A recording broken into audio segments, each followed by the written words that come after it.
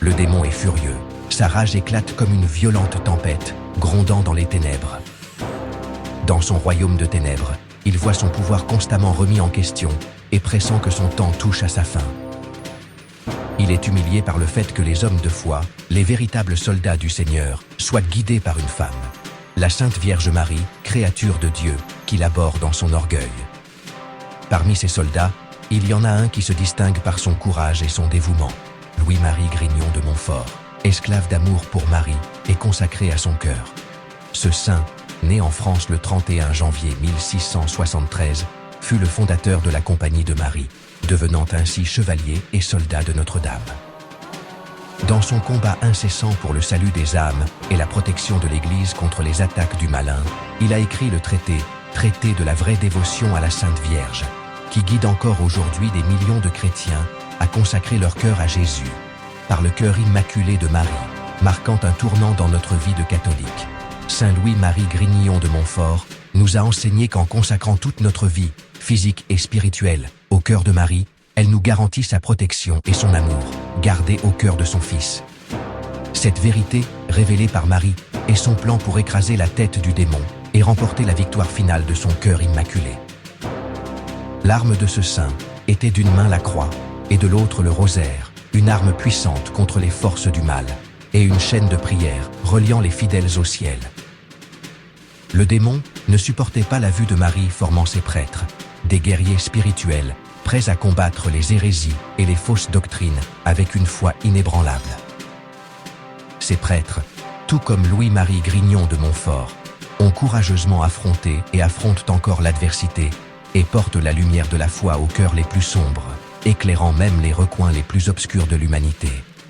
Pendant la Révolution française, la tentative de destruction de l'Église fut féroce et impitoyable. Mais les prêtres de Marie, guidés par leur dévotion et leur amour pour Notre-Dame, ont résisté avec détermination, montrant que la vraie foi ne peut être éteinte par la violence ni l'oppression.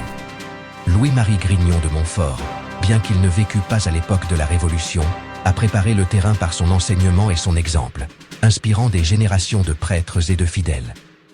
Montrant que la foi et la consécration à son cœur immaculé sont un bouclier impénétrable contre le mal. Le démon est furieux, car il ne peut vaincre ceux qui sont sous la protection de Notre-Dame. Elle, en tant que mère et protectrice de l'Église, appelle sans cesse de courageux soldats à combattre en son nom, inspirant les fidèles à persévérer dans la foi et à ne pas céder aux tentations du mal. Aujourd'hui, l'Église est confrontée à la bataille la plus importante de son histoire.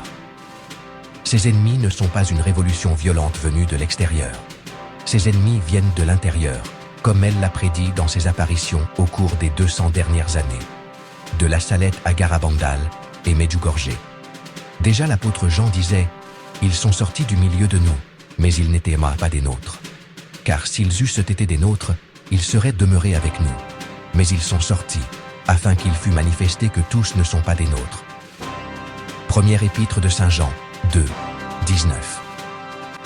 Le démon est furieux, car même si Rome a perdu la foi, que le modernisme religieux règne sur l'Église et que les fondements de l'Église semblent s'effondrer pour créer une nouvelle Église synodale, ces discours sont un échec qui n'enthousiasme personne.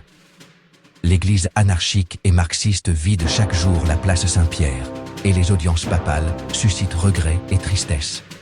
Le combat continue et la foi reste la lumière qui guide les courageux sur leur chemin. Nous, catholiques, avons la garantie que l'Église n'appartient pas aux hommes, mais au Christ, et que sa mère est la mère de l'Église. Nous, catholiques, avons le besoin vital de nous consacrer au cœur immaculé de Marie.